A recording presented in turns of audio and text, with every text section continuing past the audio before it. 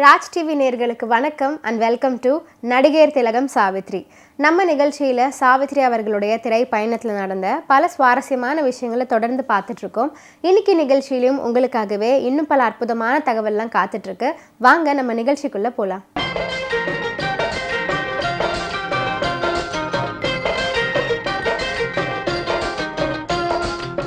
Saravana films GN Velumani தயாரிக்க K Shankar இயக்கிய திரைப்படம் தான் பாதகாணிக்கை அப்படிங்கிற திரைப்படம். 1962ஆம் ஆண்டு ஜூலை 14ஆம் தேதி வெளியானது இந்த பாதகாணிக்கை திரைப்படம்.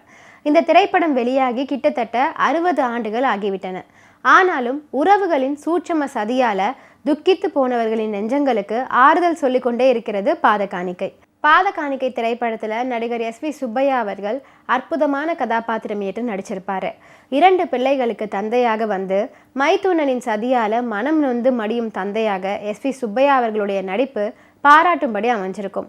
பல இடங்களில் உருக்கமான நடிப்பை வெளிப்படுத்தியிருப்பார் நடிகர் SV சுப்பையா அவர்கள். தமிழ் சினிமாவின் தலை சிறந்த நடிகராக மட்டும் இல்லாமல் இயக்குனர், தயாரிப்பாளர், பாடகர் என்று பல முகங்கள் கொண்ட JP சந்திரபாபு அவர்கள் நடிகை சாவித்ரியின் நெருங்கிய நண்பர்களில் ஒருவராவார்.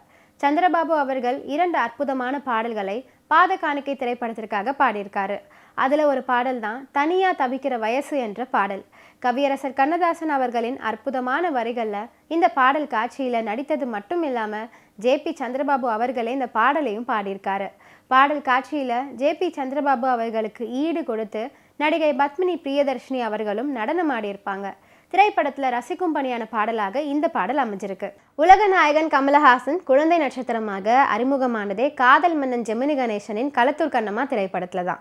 அதன் பிறகு பல திரைப்படங்களில் நடிச்சிருக்காரு.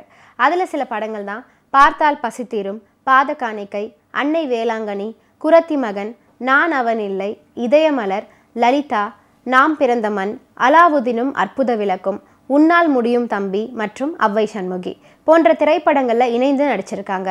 அவற்றில் களத்தூர் கண்ணம்மா, பார்த்தால் பசித்தீரும் மற்றும் பாதகாணிக்கை திரைப்படத்தில் ஜெமினி கணேஷுடன் கமலஹாசன் குழந்தை நட்சத்திரமாக நடிச்சிருப்பாரு. ஒரு பெண் தன் காதலனிடம் பிரியா விடை பெற்று கிளம்பும் பாடல். பாடலை பற்றி சொல்ல போனால் எல்லாமே சிறப்பு தான். கவியரசரின் வரிகள், மெல்லிசை மன்னர்களின் இசை, P. சுசிலாவின் தேன் குரல்ல சாவித்திரியின் புகைப்படத்துக்கு பின்னிருந்து குறும்பு சிரிப்புடன் காதல் மன்னனும். இரவில் இந்த பாடலை கேட்டாலே மென்மையான துயில் இமைகளை வருடி கொடுக்கும்.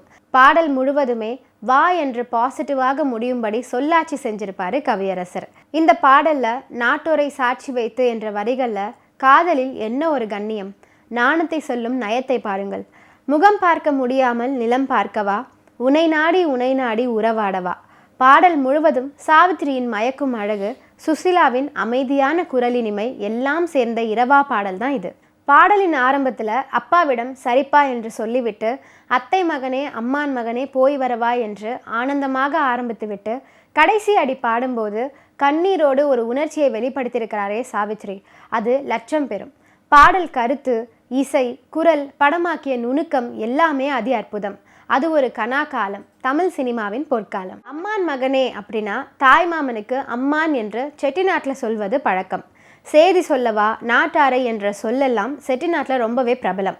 அதனால தான் நாட்டோரை சாட்சி வைத்து வந்துவிடவா என்ற சொல் பிரயோகம் படுத்தியிருப்பாங்க.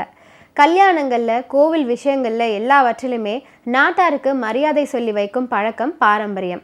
அவர்களும் பதிலுக்கு மரியாதை செய்வாங்க. இதை எல்லாத்தையுமே பாடல் வரிகளில் புகுத்திருப்பாரு கவியரசர் கண்ணதாசன் அவர்கள். இன்னைக்கு நடிகர் திலகம் சாவித்ரி நிகழ்ச்சியில் பல சுவாரஸ்யமான விஷயங்கள்லாம் பார்த்தோம். இதெல்லாம் பார்த்து ரசிச்சிருப்பீங்கன்னு நினைக்கிறேன். இந்த நிகழ்ச்சியை தொடர்ந்து பாருங்க. நன்றி, வணக்கம்.